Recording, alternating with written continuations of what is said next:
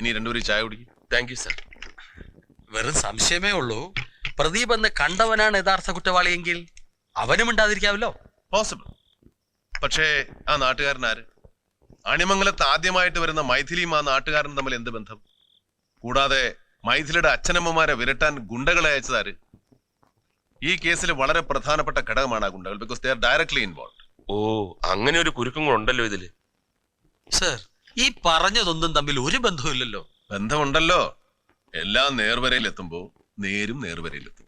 അതുവരെ കൺഫ്യൂഷൻ തന്നെ. Hello, good morning sir. എൻ്റെ പേര് ധനപാലൻ, DYSP. അതെ സർ, പഴയ അണിമംഗലം കേസ്. സാറിനെല്ലാം മനപ്പാടമാണല്ലോ. എനിക്ക് സാറിനെ ഒന്ന് നേരിട്ട് കാണണം. അണിമംഗലത്തെ അന്വേഷണം കൊണ്ടുണ്ടായ ഏക ഗുണം ഞാനൊരു ദൈവവിശ്വാസിയായി എന്നുള്ളതാണ്. അതുകൊണ്ടാണോ മിസ്റ്റർ ധനപാലൻ അന്ന് കേസ് അന്വേഷണം വേണ്ടെന്ന് വെച്ചത്? അയ്യോ അല്ല, അന്ന് അന്വേഷിച്ചിട്ട് കാര്യമില്ല എന്ന് തോന്നി വിട്ടു. സർ, ഇനി വന്ന കാര്യം പറയാം. ഒരു ഇൻഫർമേഷൻ തരാണ്ടായിരുന്നു. അർദ്ധരാത്രിയിൽ കൊട പിടിക്കുന്ന ഒരു പണച്ചാക്ക് അണിമംഗലം ഗ്രാമത്തിലുണ്ട്. അഖിലേഷ് എന്നാണ് അവന്റെ പേര്. ഒരു പ്രമാണിയുടെ മകളെ കല്യാണം കഴിച്ചതിന്റെ പേരിൽ കോടീശ്വരനായവൻ. കഴിഞ്ഞ ദിവസം ഞാൻ അവനെ മൂകാംബി വെച്ച് കണ്ടു. ഒപ്പം ഒരു പെൺകുട്ടി ഉണ്ടായിരുന്നു. പെൺകുട്ടിയല്ല, പെണ്ണ്. അല്പം പോലീസ് ബുദ്ധി ഉപയോഗിച്ചപ്പം ആളെ മനസ്സിലായി. അവൾ അണിമംഗലം തറവാട്ടിലെയാ. പേര് മായ. ഈ ഇൻഫർമേഷൻ കൊണ്ട് അന്വേഷിച്ചുകൊണ്ടിരിക്കുന്ന കേസിന് എന്തെങ്കിലും പ്രയോജനം ഉണ്ടെങ്കിൽ ഉപയോഗിക്കാം. നല്ല ഒന്നാം തരം ചായ, നല്ല കടുപ്പം. സാറിന്റെ കൈപ്പുണ്യായിരിക്കും. അതൊന്നുമല്ല, പൊടിയുടെ ഗുണം. അപ്പൊ വരട്ടെ സർ, പരിചയപ്പെട്ടിൽ സന്തോഷം. Thank you for the information. കോളേജിൽ പഠിക്കുന്ന കാലത്ത് മായയും ഈ അഖിലേഷും തമ്മിൽ ലോക്യത്തിലായിരുന്നു. പക്ഷെ രണ്ടും രണ്ട് ജാതി ആയതുകൊണ്ട് മറ്റേ ജാതിയല്ല, ജാതിക്ക. ഇയാൾക്ക് സമുദായം എന്ന് പറഞ്ഞൂടെ? ജാതിക്കയോ? അതൊക്കെ ഞാൻ പിന്നെ പറയാം. ഞാൻ പറഞ്ഞോട്ടെ. ഓ, രണ്ടും രണ്ട് സമുദായമായതുകൊണ്ട് കല്യാണം നടന്നില്ല. പെണ്ണ് ബോംബെയിലുള്ള ഒരുത്തനെ കെട്ടി മുറുകും മുമ്പേ അഴുകിയോ? ബാക്കി പറയൂ. ഈ അഖിലേഷൻ വലിയൊരു പണക്കാരന്റെ മോളെ കല്യാണവും കഴിച്ച്. അതൊക്കെ കുറെ ഞങ്ങൾക്ക് അറിയാം. ഇപ്പൊ അവര് തമ്മിൽ എങ്ങനെയാ, അതാ ഞങ്ങൾക്ക് അറിയേണ്ടത്. നന്നായിട്ടാ കഴിയണേ. വലിയ വീടും ഇഷ്ടം പോലെ കാറുകളും ബിസിനസ്സും. അതല്ലടോ കോപ്പേ, ഇവിടുത്തെ മായയും അഖിലേഷും തമ്മിൽ ഇപ്പൊ ബന്ധമുണ്ടോ, അതാ അറിയേണ്ടത്. ഇനി താനൊന്ന് പറഞ്ഞാട്ടെ.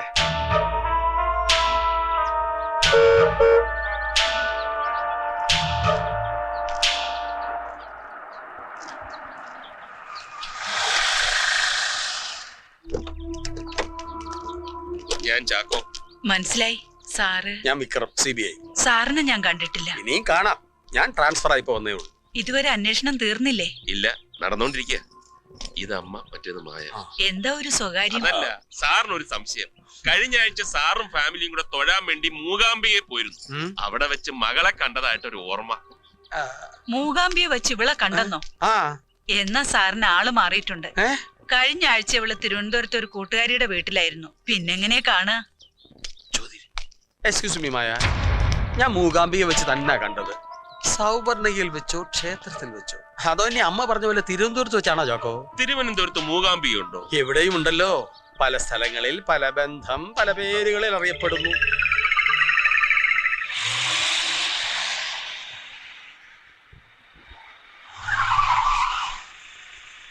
Akhilesh auto finance, Akhilesh finance, Akhilesh exports. നല്ല പൂത്ത പലിശപ്പണം കാണും. ചാക്കോ അകത്ത് നിന്ന് അഖിലേഷ് മുതലാളി ഒന്ന് ഡീൽ ചെയ്യും. എനിക്ക് ഈ സെക്യൂരിറ്റി ചേട്ടന്റെ സെക്യൂരിറ്റി ഒന്ന് ചെക്ക് ചെയ്യണം.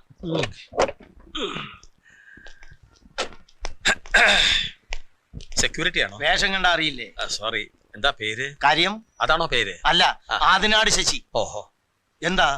അല്ല, ഒരുപാട് കാറുകൾ ഇവിടെ കിടക്കുന്നു. കാറ് കച്ചവടമാണോ? അയ്യോ, കാറ് കച്ചവടമൊന്നും അല്ല. CC അടയ്ക്കാത്തോണ്ട് അഖിലേഷ് മോരാളി പിടിച്ചിട്ടിരിക്കുന്ന വണ്ടികളാ ഇതൊക്കെ. ആട്ടെ, സാറെന്തിനാ വന്ന? CC എടുക്കാനോ അതോ മുടങ്ങി CC അടയ്ക്കാനോ? ഞാനൊരു വണ്ടിക്ക് ഫൈനാൻസ് എടുക്കാൻ വന്ന, പക്ഷെ വേണ്ട. അതെന്താ? തവണകൾ അടയ്ക്കാതെ വന്നാൽ എന്റെ വണ്ടി ഇതുപോലെ പിടിച്ചിടുമല്ലോ. ഇതൊക്കെ ചെയ്യുന്ന ആരാ? അതിനല്ലേ അഖിലേഷ് മോരാളി കുറെ ആളുകളെയൊക്കെ തീറ്റിപ്പൊറ്റി ഇട്ടേക്കുന്നത്. ഗുണ്ടകള്, അതായത് പൂപ്പരുത്തി വാസുവും സംഘവും. ആരായി പൂപ്പരുത്തി വാസു? പറഞ്ഞത് കേട്ടില്ലേ? ഗുണ്ടകളുടെ നേതാവെന്ന്. പൂപ്പരുത്തി വാസു. ഫൈനാൻസ് വേണ്ട. ആരുടെ അവനൊക്കെ? സാറെന്താ ആലോചിക്കുന്നത്? വല്ലാത്തൊരു സംശയം. എന്താ സാർ? പ്രദീപിനെ അന്ന് അണിമംഗലത്ത് വിരട്ടിയ നാട്ടുകാരൻ ആ വിവരം ആരോടും പറയാതെ എന്തുകൊണ്ട് മറച്ചു വെച്ചു എന്ന് അയ്യർ സാർ ചോദിച്ചില്ലേ? ആ നാട്ടുകാരൻ ഈ അഖിലേഷ് ആണെങ്കിൽ അയാൾ മായയെ കാണാൻ പോകുന്ന വഴിക്കാണ് പ്രദീപനെ കണ്ടതെങ്കിൽ വായ തുറക്കുവോ? ഇല്ല, തുറക്കില്ല. ഇനി അന്ന് രാത്രിയിൽ അഖിലേഷും മായയും തമ്മിലുള്ള രഹസ്യബന്ധം മൈഥിലി കണ്ടിട്ടുണ്ടെങ്കിൽ? മൈഥിലി കൊല്ലപ്പെട്ടതിന് വേറെ കാരണം തിരക്കണ്ട. യെസ്. ഇനി ഏറ്റവും പ്രധാനപ്പെട്ട കാര്യം, സെക്യൂരിറ്റിക്കാരന്റെ സെക്യൂരിറ്റി ചെക്ക് ചെയ്തപ്പോ കിട്ടിയതാ.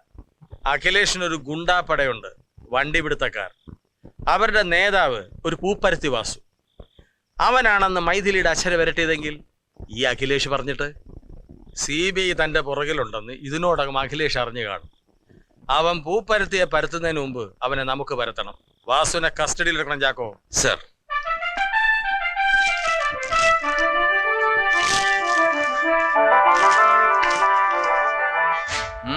ഇവൻ തന്നെ സാക്ഷാൽ പൂപ്പരത്തി വാസു. ഇപ്പൊ ഈ വാസു എവിടെയുണ്ട്? അറിയില്ല സർ. അറിയാനൊക്കെ വഴിയുണ്ട്, നമുക്കൊന്ന് ശ്രമിക്കാം. എന്താ സായി? ഷുവർ. ഹലോ, ആ സായി എവിടുന്ന? പൂപ്പരത്തി വാസു എവിടുന്ന്? ഗുരുവായിരുന്നോ? വിടുന്നവനെ, ഞാൻ എന്താ വരുന്നു.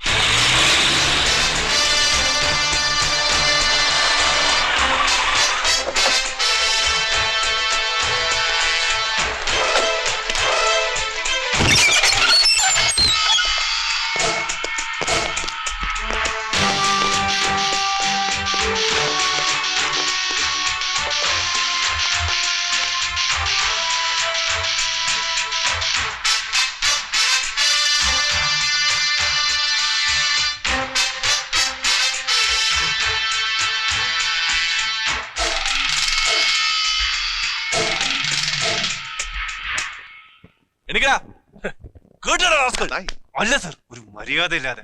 It's all right, it's all right.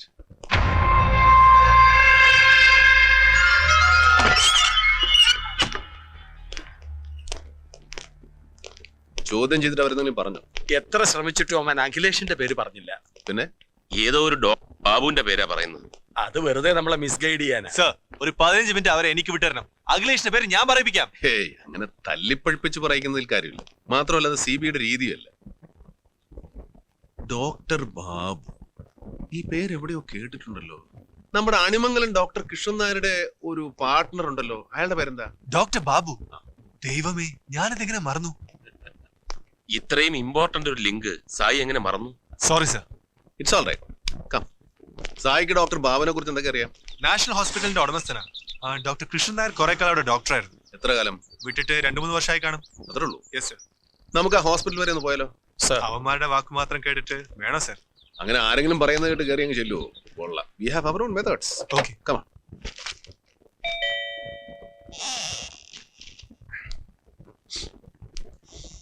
എന്താ ഇരിക്കും? വല്ലാത്ത മേലുവേദന, തലയ്ക്ക് എന്തോ ഒരു പെരുപ്പ്. ടെമ്പറേച്ചർ ഉണ്ടോ എന്നൊരു സംശയം. വൈറലാവും. ശ്വാസം ഒന്ന് വലിച്ചോട്ടെ. ഒന്നുകൂടി വലിച്ചോ. BP ഒന്ന് ചെക്ക് ചെയ്തേ. ഡോക്ടർ, നമ്മൾ അണിമംഗലത്തെ ഡോക്ടർ കൃഷ്ണൻ നായരും ഒക്കെ ചേർന്നൊരു മെഡിക്കൽ റിസോർട്ട് തുടങ്ങാനുള്ള പ്ലാൻ ഉണ്ടായിരുന്നു. അങ്ങനെ ഒരു മോഹമൊക്കെ ഉണ്ടായിരുന്നു. പക്ഷെ അത് നടക്കുന്നൊന്നും പറയാറായിട്ടില്ല. അല്ല, ഈ അണിമംഗലം ഡോക്ടർ കൃഷ്ണൻ നായരൊക്കെ എങ്ങനെ പരിചയം? ഞങ്ങൾക്കിപ്പോ അവിടെയല്ലേ ജോലി. ജോലിയോ? ജോലി. അണിമംഗലത്ത് ആ പഴയ കേസില്ലേ, ഒരു പെൺകുട്ടി മരിച്ച കേസ്, അത് ഞങ്ങളിപ്പോ അന്വേഷിച്ചോണ്ടിരിക്കും. നിങ്ങളാരാ? എന്റെ പേര് സേതുരാമയ്യർ, CBIയിലെ ഒരു ഉദ്യോഗസ്ഥനാണ്.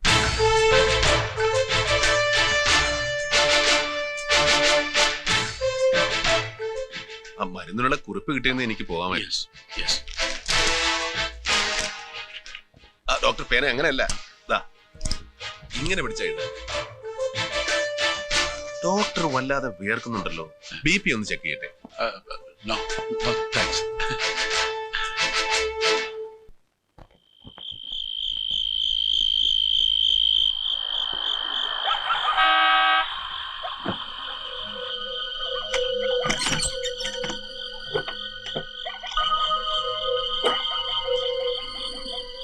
നിങ്ങൾ ആരാ?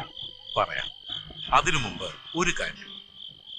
3-4 വർഷത്തിന് മുമ്പ് ഇതുപോലൊരു രാത്രിയിൽ ഞായറാഴ്ച ചില ഗുണ്ടകൾ ഇവിടെ വന്നിരുന്നു. അന്ന് അവർ തന്നോട് ചില കാര്യങ്ങൾ പറഞ്ഞിരുന്നു. താൻ കേട്ടില്ല. അത് മകനാണല്ലേ? അതെ. പാപം, നല്ല പ്രായം. പന്നപ്പട്ടലെ ഒരക്ഷരം മിണ്ടില്ല എന്ന് പറഞ്ഞിട്ട് CBI ഒരു വശത്ത് നിങ്ങൾ വാ തുറക്കരുതെന്ന് പറയും, മറുവശത്ത് അവർ വാ തുറക്കണമെന്ന് നിർബന്ധിക്കുമ്പോ ഞാൻ എന്ത് ചെയ്യണം സാർ? CBIയുടെ ജോലി സംസാരത്തിൽ അവസാനിക്കും. ഞങ്ങൾ പറഞ്ഞിട്ടുണ്ടെങ്കിൽ പറഞ്ഞത് ചെയ്തിരിക്കും. അതിനാണ് വന്നത്. അവസാനമായി ഒരവസരവും കൂടി തരാം. 4 വർഷം മുമ്പ് കണ്ടതല്ലേ അവരെ? തിരിച്ചറിയൽ പരേഡ് നടക്കുമ്പോ മജിസ്ട്രേറ്റിന്റെ മുമ്പിൽ വെച്ച് തീർത്തും പറഞ്ഞേക്കണം അവരെല്ലാം ഈ വീട്ടിൽ വന്നതെന്ന്.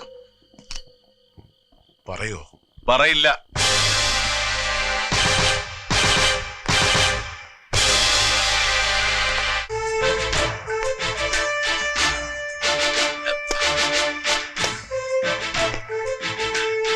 കണ്ടിട്ട് ഞെട്ടലൊന്നും വേണ്ട. ഇത് ഞങ്ങളൊരു ടെക്നിക്കാ. സംശയം തോന്നുന്നവരോട് ചില ചോദ്യങ്ങൾ ചോദിച്ചിട്ട് പോരും. കേട്ടയാളുടെ മനസ്സിൽ എന്തെങ്കിലും കള്ളമുണ്ടെങ്കിൽ തീർച്ചയായിട്ടും റിയാക്ട് ചെയ്തിരിക്കും. അതുകൊണ്ടാണ് ഞങ്ങളുടെ വെയിറ്റ് ചെയ്തത്. എനിവേ, അതൊന്നുമല്ല ഇമ്പോർട്ടന്റ്. ഡോക്ടർ നേരത്തെ പറഞ്ഞല്ലോ ഗുണ്ടകളെ അയച്ചോ നിങ്ങളാണെന്ന്. എന്തിനായിരുന്നു അത്? ആ ചോദ്യത്തിന് ഉത്തരം ഞാൻ പറയാം. ഹരിഹരനെ വിരട്ടാൻ വാസുവിനെ ഏർപ്പാടാക്കിയത് ഞാനാണ്. വാസുവിനെ നേരിട്ട് പരിചയമില്ലാത്തത് കൊണ്ട് ബാബുവിന്റെ സഹായം തേടി, അത്രേ ഉള്ളൂ. എന്തിനാ അയാളെ ഭീഷണിപ്പെടുത്തിയത്? നിങ്ങൾ CBI തന്നെയാണ് അതിന് കാരണം. ആ വീടും പറമ്പും ഒക്കെ വിറ്റൊന്ന് സ്വസ്ഥമാകണം. അതിന് നിങ്ങളുടെ അന്വേഷണം ഒരു തടസ്സമാകും. അതുകൊണ്ട് ഗുണ്ടകളെ വിട്ടൊന്ന് വിരട്ടി, അത്ര തന്നെ. CBIക്ക് ബ്രോക്കർ പണിയൊന്നുമില്ല, കച്ചവടം മുടക്കാനും നടത്താനും. അതിലും കഷ്ടമാണ് ചില സമയത്ത്. അത്തേ പോലെ കടിച്ചു തൂങ്ങി കിടക്കും, ജന്മത്ത് പിടിവിടുകയില്ല. മിസ്റ്റർ കൃഷ്ണൻ നായർ, നിങ്ങളിവിടെ നിൽക്കുന്നത് അണിമംഗലത്തെ മാടമ്പിയായിട്ടോ ഡോക്ടറായിട്ടോ അല്ല. You are A suspect. ചോദിച്ചതിന് മാത്രം മറുപടി പറഞ്ഞാൽ മതി. കം ഓൺ, ടെൽ മീ, എന്തിനാണ് അവരെ ഭീഷണിപ്പെടുത്തിയത്? വീടും പറമ്പും ഒന്നും വിൽക്കാതെ മറ്റു മാർഗമില്ലെന്ന് കാപ്ര പറഞ്ഞപ്പോൾ CBI അതിനൊരു തടസ്സമാകരുതെന്ന് കരുതി. ഗുണ്ടകൾ ഹരിഹരനെ വിരട്ടുന്നത് 4 വർഷം മുമ്പാണ്. പിന്നീട് 2 വർഷം കഴിഞ്ഞാണ് കാപ്പർ വരുന്നതും വീട് വിൽക്കാൻ പറയുന്നത്, അല്ലേ? 4 വർഷം മുമ്പ് ദിവ്യദൃഷ്ടിയിൽ തോന്നിയോ കാപ്ര വരുമെന്നും വീട് വിൽക്കാൻ പറയുമെന്നും ഒക്കെ?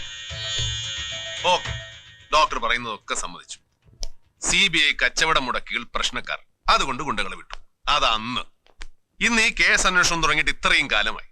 ഇപ്പൊ ഏത് CBI വിരട്ടാനായി ഡോക്ടർ സാർ നേരിട്ട് ഇന്ന് ഐഡന്റിഫൈ ചെയ്യണ്ടെന്ന് പറഞ്ഞത്? പറയൂ ഡോക്ടറെ. ഉത്തരം കിട്ടില്ല.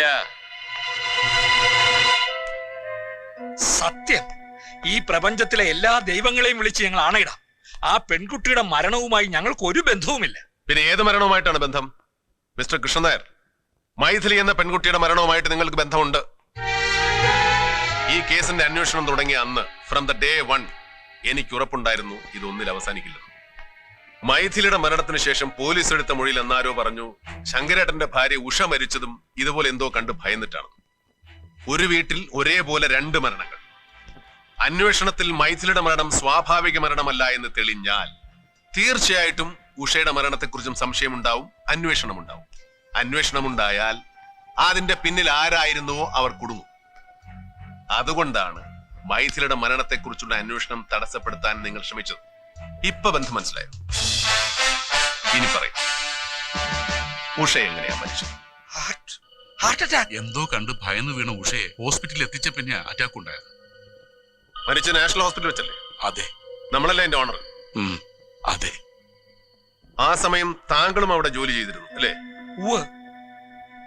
നിങ്ങൾ 2 പേരും കൂടെ അല്ലേ അവരെ ചികിത്സിച്ചത്? അല്ല, അതെ. പിന്നെ എന്തുകൊണ്ടാണ് അവരെ ചികിത്സിച്ചതിന്റെ റെക്കോർഡ്സോ കേസ് ഷീറ്റോ ഒന്നും ആ ഹോസ്പിറ്റലിൽ ഇല്ലാതെ പോയത്? എന്ത് സംഭവിച്ചു ആ റെക്കോർഡ്സിന്? ആര് മുക്കി? അവർ ഏത് രീതിയിൽ മരിച്ചാലും ശരി, there is a mystery behind it and you know that. Tell me, അവരെങ്ങനെയാ മരിച്ചത്? ഒരു കയ്യബദ്ധം, മെഡിക്കൽ നെഗ്ലിജൻസ് സംഭവിച്ചു പോയി സാർ. എന്ത് കയ്യബദ്ധം? പെട്ടെന്ന് അവർക്കൊരു ചെസ്റ്റ് പെയിൻ ഡെവലപ്പ് ചെയ്തു. അത് നോർമലാക്കാനുള്ള ശ്രമത്തിനിടയിൽ കൊടുത്ത ഇഞ്ചക്ഷൻ നേരിട്ട് ഹാർട്ടിലേക്ക് ഇഞ്ചക്ട് ചെയ്യുന്ന അഡ്രിനാലിൻ എന്ന injection. It was A wrong decision. പിന്നീട് അത് മനസ്സിലായത്. താങ്കൾ പറഞ്ഞതുപോലെ പെൺകുട്ടിയുടെ മരണം തെളിഞ്ഞാൽ ഉഷയുടെ മരണവും അന്വേഷിക്കപ്പെടും. അത് ഭയന്ന് തന്നെയാണ് ഗുണ്ടകളെ അയച്ചതും റെക്കോർഡുകൾ നശിപ്പിച്ചതും. ആ വീട്ടിൽ മറ്റൊരാൾക്കും അറിയില്ല പൂജാമുറിയിലുള്ളത് ഉഷയുടെ ആത്മാവാണെന്ന്.